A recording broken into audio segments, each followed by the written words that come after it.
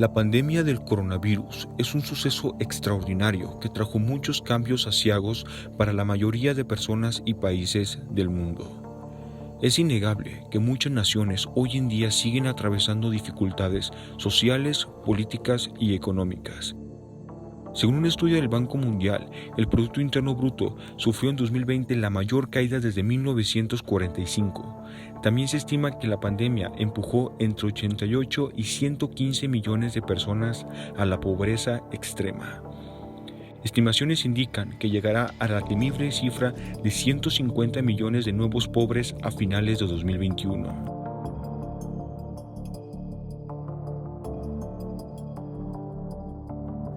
Según el Poverty and Shared Prosperity Report, que se publica cada 2 años, si la pandemia no hubiera llegado, la tasa de pobreza habría descendido al 7.9% en 2020. Pero aunque otros se empobrecen, otros se enriquecen, algo que es completamente normal en una economía tan dinámica como la nuestra. Según datos de la prestigiosa revista Forbes, entre el 18 de marzo de 2020 y el 18 de marzo de 2021, los multimillonarios estadounidenses vieron aumentar su riqueza en algo más de 1.3 billones de dólares, lo que indica una alza de 44.6%. Datos como estos han llevado a una errónea necesidad de aumentar los impuestos a los ricos. Propuestas como la de la demócrata Elizabeth Warren proponen aumentar un 2% adicional a los contribuyentes con fortunas de más de 50 millones de dólares y 3% para los que tienen más de 1,000 millones. La increíble alza de riqueza de muchos individuos a lo largo del mundo se debe a una creciente necesidad de tecnologías digitales que ha traído la pandemia. Esto ha llevado a magnates como Jeff Bezos presenciaran una subida del 58% de su fortuna, alrededor de 65,000 millones de dólares.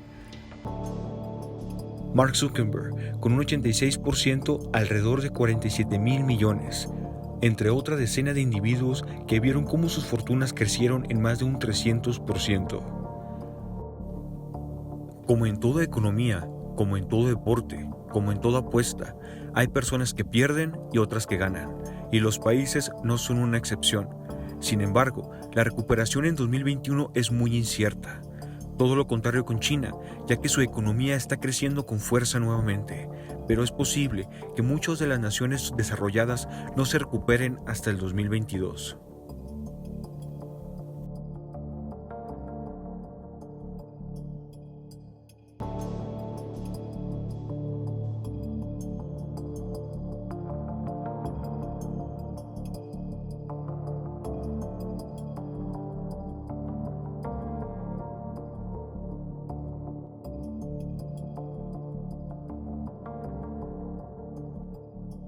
El caso de China es muy interesante, ya que el escenario geopolítico actual, con Estados Unidos enfocado más en sus problemas, le da la oportunidad perfecta a China para consolidar su poderosa influencia en países latinoamericanos y africanos. El impacto de la pandemia aceleró la llegada a la cima del mundo al gigante asiático. Según el Centro de Investigación Económica y de Negocios, China superará a Estados Unidos en 2028 como la primera economía mundial, 5 años antes de lo previsto. Según Douglas McWilliams, la aplicación de políticas agresivas concentradas en algunas industrias como la de la manufactura avanzada, combinado con un rápido control de la pandemia sin confinamientos que paralicen su economía y un voraz apetito por la tecnología, China tiene el capital y el poder necesario para consolidarse como el referente del mundo.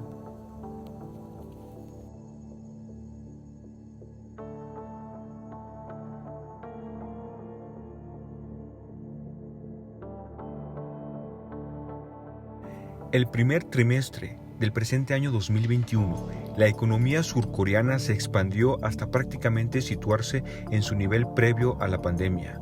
Según el Banco de Corea, con un 1.8% de crecimiento gracias a la política fiscal expansiva y a las exportaciones, aunque presenciará un incremento del 2.6% de su gasto público, llegando al 6.6%, impulsado por el crecimiento en la inversión de maquinaria y equipos de transporte.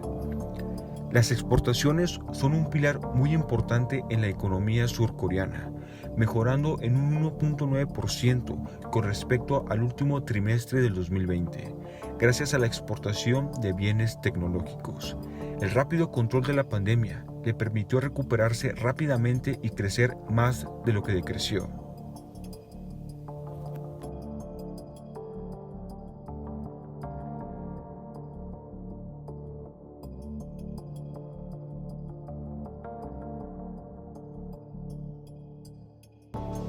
La economía del Perú sufrió su peor caída económica de los últimos 30 años, con una contracción del 13% de su economía al cierre de 2020, siendo así la segunda peor caída de Latinoamérica, solo detrás de Venezuela. Después de un duro año como el 2020, los organismos multilaterales ven con optimismo la recuperación del país de cara al cierre de 2021. Perú atraviesa por el peor momento de la pandemia y las últimas cifras disponibles del Ministerio de Salud informan de 187,000 muertes y casi 2 millones de casos. Pero eso no impide que el Perú sea el país de América Latina cuya economía tendrá un mayor efecto rebote en el 2021. El Banco Mundial prevé que el Producto Interno Bruto del Perú crecerá un 10% al cierre de 2021. Mientras que el Fondo Monetario Internacional también tiene una estimación positiva en la recuperación económica del país andino. Sin embargo, los expertos han señalado que el tenso clima político del país, en medio de las reñidas elecciones donde los conteos se inclinan hacia el izquierdista Pedro Castillo, que podrían tambalear las proyecciones de crecimiento debido a los cambios bruscos en la política económica que plantea Castillo, y el cambio en las condiciones para la inversión extranjera. La minería es el motor de la economía del país y representa el 60% de las exportaciones totales de la nación andina. Perú alcanzaría este año una producción récord de 2.5 millones de toneladas de cobre, un fuerte aumento frente a las 2 millones de toneladas métricas del año pasado. Esto ha llevado a que la inversión minera en Perú ascienda a 11.200 millones de dólares entre 2021 y 2022, indicó el ministro de Energía y Minas Jaime Gálvez, haciendo que la premisa del Perú sea aprovechar la máxima bonanza económica de los metales como el cobre, oro, zinc, plata, molibdeno, plomo, entre otros, dando como conclusión una rápida recuperación en la economía del país andino. Según el Ministerio de Economía y Finanzas del Perú, crecerá un 4.1% en promedio anual entre 2022 y 2026.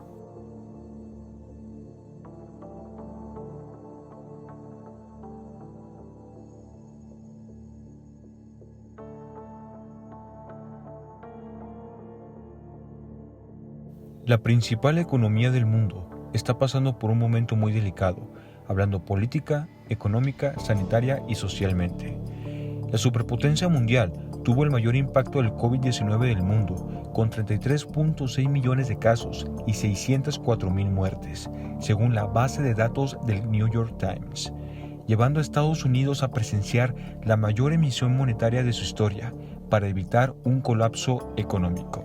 Según datos de la Reserva Federal, la emisión representó el 25.8%, es decir, uno de cada $4 en circulación fueron creados el año pasado. Steve Hank, profesor de economía aplicada en la Johns Hopkins University, indicó que la inflación se está cociendo y que está a la vuelta de la esquina.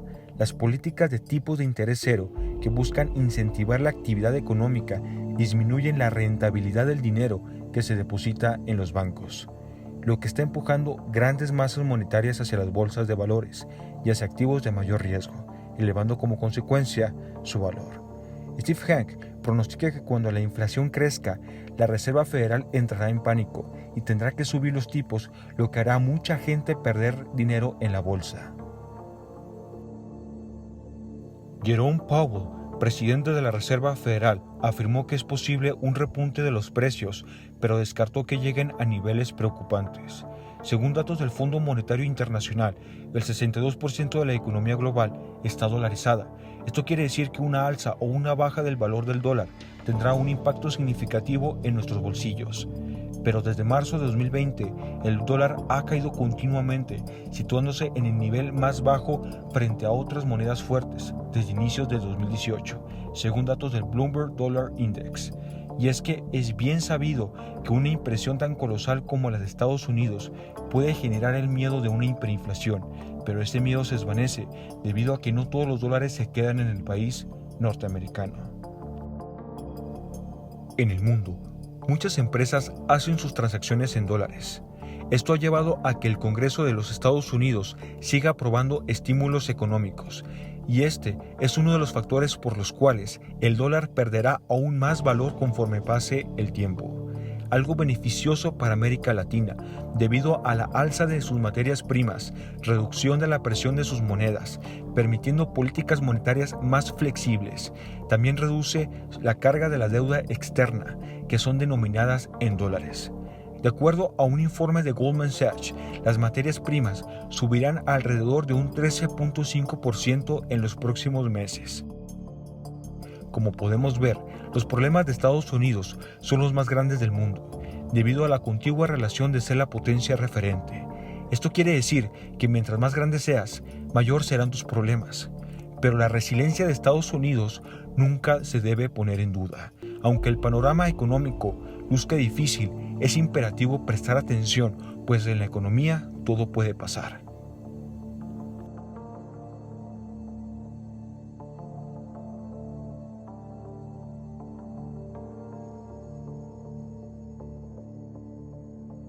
Argentina se encamina a ser el segundo gran desastre económico que ha visto el mundo después de Venezuela. El país celeste cayó un 10% el año pasado, siendo una de las caídas más grandes de América Latina. Para dar un análisis económico de la Argentina, tendríamos que remontarnos a 2011, ya que es el último vestigio de crecimiento económico de la Argentina, dando como resultado una década perdida para el que alguna vez fue el país más rico del mundo.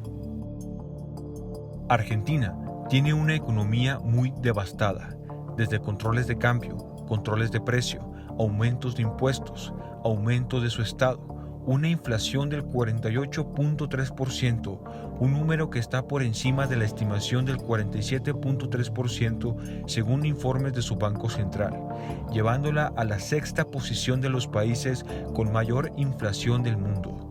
Incertidumbre, desempleo, hambre, entre otros flagelos, han resultado un repunte en la pobreza y la desigualdad en sus habitantes. Según datos del INDEC, la pobreza alcanzó al 45.2% de la población, una cifra preocupante. Y por si fuera poco, según datos de la UNICEF, la Argentina tiene un 62.9% de pobreza infantil, es decir, 6 de cada 10 niños son pobres. El Misery Index posiciona a Argentina como el séptimo lugar del mundo. Como dato curioso, debido a los controles de cambio, Argentina es el único país del mundo que cotiza el dólar en 15 precios distintos. Los controles de precios han traído desabastecimiento, productos de muy mala calidad y la quiebra de muchas empresas. Por si fuera poco, el país celeste tuvo la mayor emisión monetaria de su historia, perjudicando el poco poder adquisitivo de sus habitantes. Argentina es considerado un infierno fiscal, ya que tiene los impuestos más altos e injustos del mundo. Según el Doing Business de 2020, la posiciona en el lugar 126 de 190. Argentina tiene la mayor imposición total del mundo, es decir, que es el país que más se queda con el porcentaje de las ganancias de las empresas. Por dar un ejemplo, México se queda con un 55%. Brasil con un 65.2%, Estados Unidos con un 21% y Argentina con un 106%. Con una incesante alza de impuestos a sus habitantes, un estado muy presente en la economía, un impacto devastador de la pandemia por un pésimo control de la misma, un descenso de categoría de país emergente a standalone, según la multinacional financiera Morgan Stanley, una urdimbre de su gobierno por propagar ignorancia. El panorama económico, social y político argentino es tan exiguo que parece indicar que el país celeste caerá en un abismo.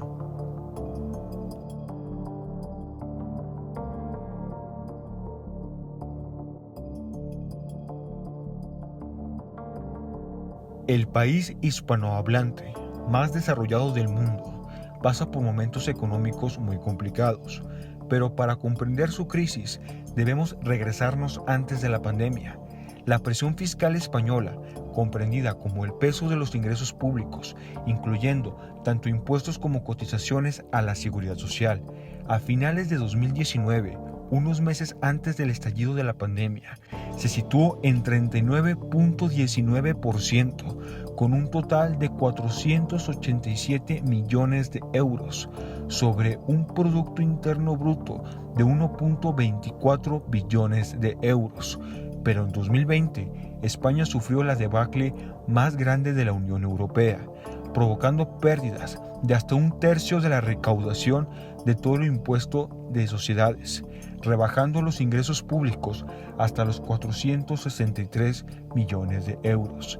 La presión fiscal aumentó en más de 2 puntos, llegando al 41.3%. La explicación a un semejante movimiento como este radica en que los ingresos descendieron con fuerza, algo más de un 5%. El tamaño de la economía con el que se compara se desplomó más del doble, casi un 11%, dando como resultado el peso de los recursos públicos sobre un PIB de 1.12 billones. Pero también España vio una fuerte caída de su turismo. Esta caída llevó a contribuir con un 5.5% al PIB español en el 2020, una cifra por debajo del 12.4% según un informe de la coyuntura turística española. La deuda total de España se posiciona en números históricos, ya que ha superado los 3 billones de euros por primera vez en su historia, según datos del Banco de España. En términos relativos, la deuda total de todos los sectores se ha situado en el 269.4% del PIB, siendo la administración pública el mayor contribuyente con una deuda del 122% del PIB. Pero España estará viendo calma después de la tormenta. Según el Fondo Monetario Internacional, España crecerá más que toda la Unión Europea en el 2021, con una subida del 5.9% y el 6.8% para el 2022, gracias al plan de recuperación, el fin de los bloqueos y la vacunación, aunque la tasa de desempleo continuará como la segunda más alta de Europa después de la de Grecia. Caerá al 14.4% el próximo año, pero antes subirá del 15.5% al 15.7%. La segunda, el déficit para el fin de la proyección es de menos 5.2% y la deuda pública se quedará en 2 años en el 116.9%, por encima de las medias de la Unión Europea.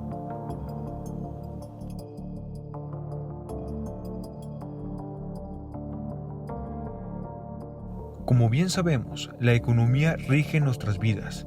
De ella dependen nuestros buenos momentos y los malos momentos en nuestras vidas. Aunque las predicciones económicas y los numerosos estudios económicos tienen una alta probabilidad de error, tenemos que ser precavidos en nuestras finanzas y, más que nada, no olvidar que todavía seguimos en pandemia.